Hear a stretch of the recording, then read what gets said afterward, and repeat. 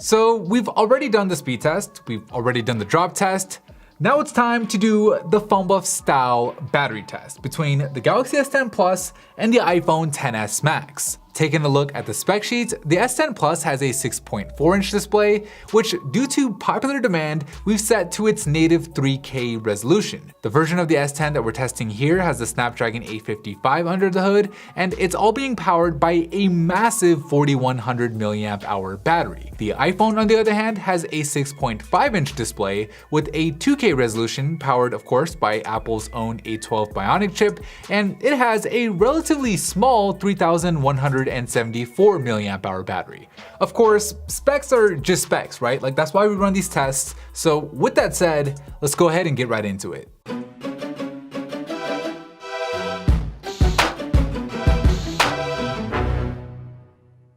Just like we do for the speed test and drop test, we'll be updating the official battery test rankings on our website, which we created easily with the sponsor for today's video in Wix. With Wix, you can tap into the power of your smartphone by building your own website using artificial design intelligence. Just answer a few questions, upload some of your photos, and pick a theme that best matches your style, and then have AI do the rest, building you a professional website that looks great on mobile and on desktop. Click on that special link down below to start your own website for free.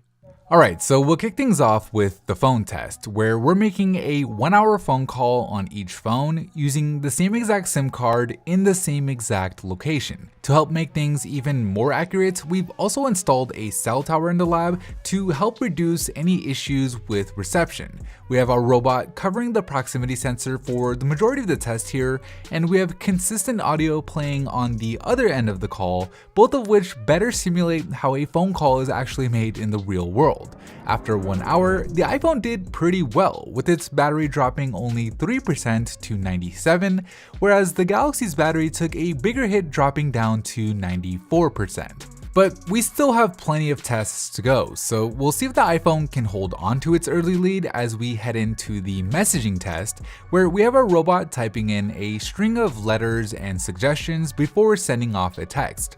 We have the same set of responses from our chatbot coming back from the other end, simulating a real-world text messaging conversation. Considering that we're looking at bright white displays here, it is worth noting that we've calibrated the displays on both phones precisely to 200 nits to ensure that we aren't penalizing a display for being brighter. After 1 hour, the Galaxy S10 Plus's battery drops by only 8%, whereas the iPhone's battery fell by 11%, making it all even after the messaging test, with both phones at 86%. As we move on to the email test, we're opening the same set of emails on each phone and scrolling through each one of these opened emails a few times before returning to the inbox and repeating the task.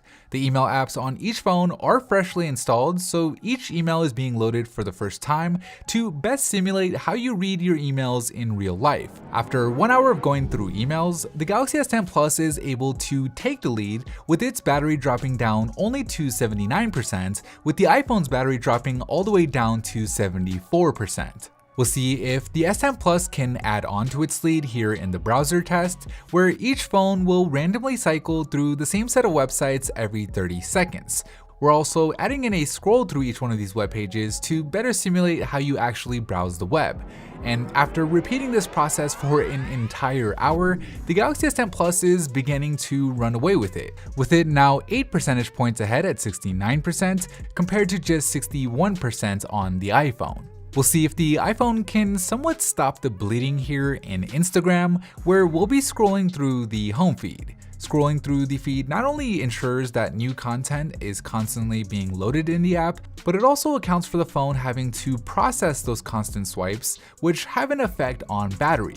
And after 1 hour of scrolling through the feed, the Galaxy S10 Plus is now at 60% battery, with the iPhone 10% lower at 50%. Now, the next test here is the standby test. Last time we had standby slated for the end of the entire battery test, but we quickly realized that most phones weren't going to reach it. So for this updated version of the phone buff style battery test, we've placed standby right in the middle, since standby is such a key part of battery life.